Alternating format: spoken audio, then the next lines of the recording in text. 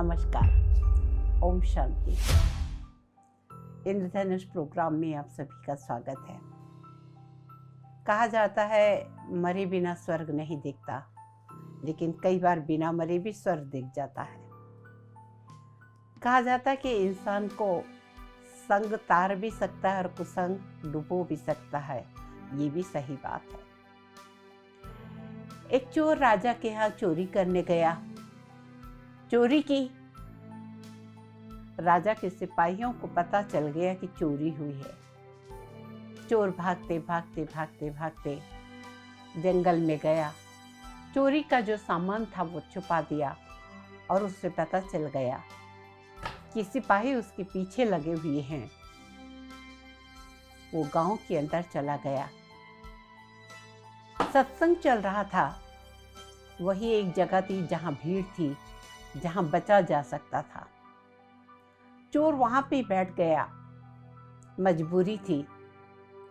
सिपाही भी पदचिन्हों को देखते देखते देखते उस गांव तक और उस सत्संग तक पहुंच गए।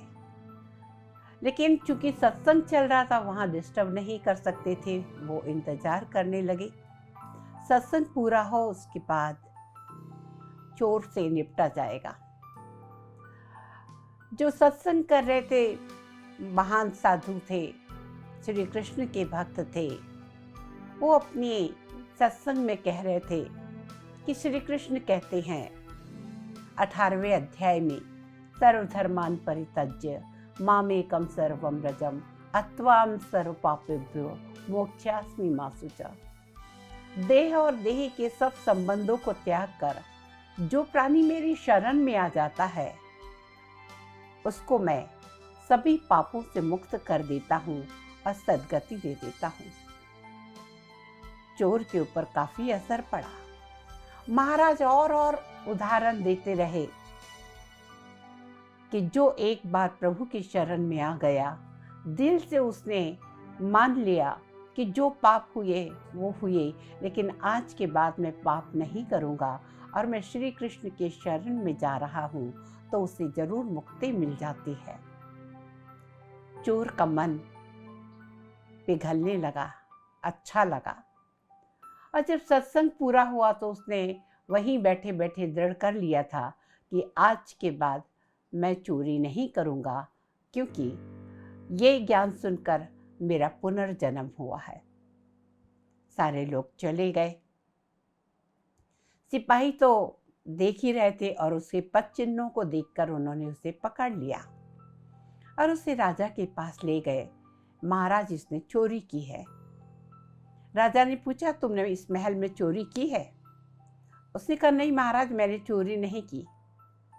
सिपाहियों ने कहा, महाराज, हमने इसको फॉलो किया है, इसके पदचिन्हों से वहाँ तक गांव तक पहुँचे और अभी भी इसके पदचिन्ह मिल रहे हैं।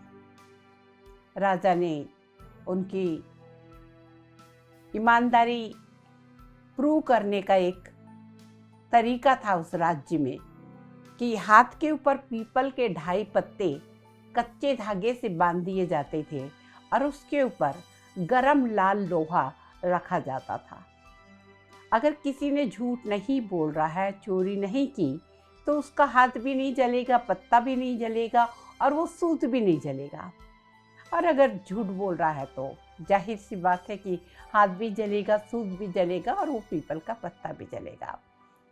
2.5 पत्ता पीपल का रखा गया, कच्चे धागे से बांधा गया, लाल लोहा लाके उसके हाथ पे रखा। न सूत जला, न पीपल का पत्ते को कुछ हुआ, न उसके हाथ को कुछ हुआ। राजा ने कहा, ये चोर नहीं है। और जैसे ही वो लोहे के टुकड़े को नीचे जमीन पे रखा गया, जमीन काली हो गई, क्योंकि वो लाल भट्टी में था तो वो जगह काली हो गई। राजा ने कहा, इसे छोड़ दो, इसने चोरी नहीं की। सिपाही ने कहा, महाराज, हम सच कह रहे हैं, चोरी इसी ने की है। राजा ने कहा कि अब तुम एक शब्द भी कहोगे तो तुम्हें सजा मिलेगी, जाओ इसे छोड़ दो। जब राजा ने कहा कि तुम्हें सजा मिलेगी, तो वो चोर बोल पड़ा, महाराज, इन्हें सजा मत दीजिए। राजा ने कहा कि तुम दयालु हो, सत्संगी हो, इसके लिए इन्हें बचाना चाह रहे हो। तुम्हारी तो परीक्षा में तुम उत्तीर्ण हो गए, तुमने चोरी नहीं की। तब उसने कहा, नहीं महाराज, मैंने इस जन्म में तो चोरी नहीं की, लेकिन इसके पहले जन्म में चोरी की है। मैंने ही आपके महल में चोरी की है। राजा ने कहा कि मैं तुम्हारा कुछ मतलब नहीं समझा। कहा, महाराज, जो माल मैंने चोरी किया है, इन लोगों को मेरे साथ भेजिए। मैंने जंगल में छिपाया है, वो मैं सारा धन दे दूंगा। लेके गए। उसने जहाँ जंगल में छुपाया था सारा धन दे दिया, लौट के आया।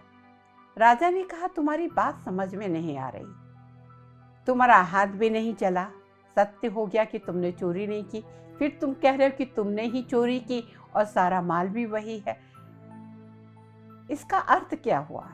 तब उस चोर ने कहा, महाराज, मैंने यहाँ से चोरी करके जंगल में छिपाया था, और जब मैंने देखा सिपाही मेरा पीछा कर रहे हैं तो मैं गांव में जाकर सत्संग में बैठ गया।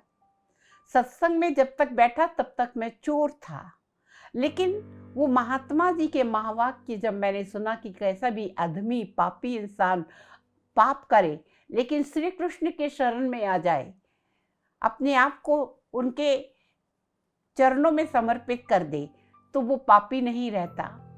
तुम प्रवचन सुनते सुनते, सत्संग सुनते सुनते मैंने मन में ठान लिया कि आज के बाद मैं चोरी कभी नहीं करूँगा। यानी मेरा पुनर्जन्म वहीं बैठे बैठे हो गया, और जब मैं उठा तो मेरा नया जन्म हो चुका था। मैं प्रण कर चुका था कि अब मैं चोरी नहीं करूँगा, इसलिए मेरा हाथ भी नहीं जला।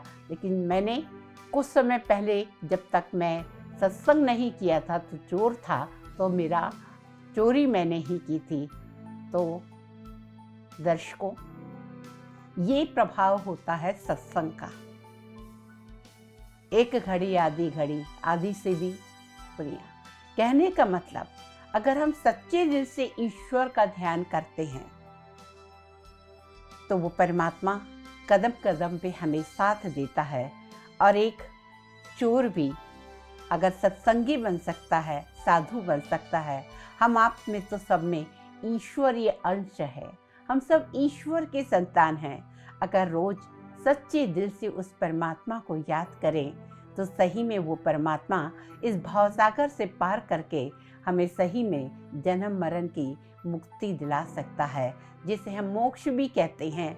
ये अलग बात है कि मोक्ष परमानेंट नहीं होता, लेकिन जो आज इंसान चाहता है ईश्वर की शरण में जाए, वो सच्चे दिल से जाए, तो क्या नहीं हो सकता। तो संग तारे संग भी बोरे, और जीते जी भी मरा जा सकता है, और इसी जन्म में प्रभु के चरणों में अपने आप को समर्पित करके नया जन्म भी लिया जा सकता है। आज के लिए बस इतना ही। नमस्कार। ओम शांति।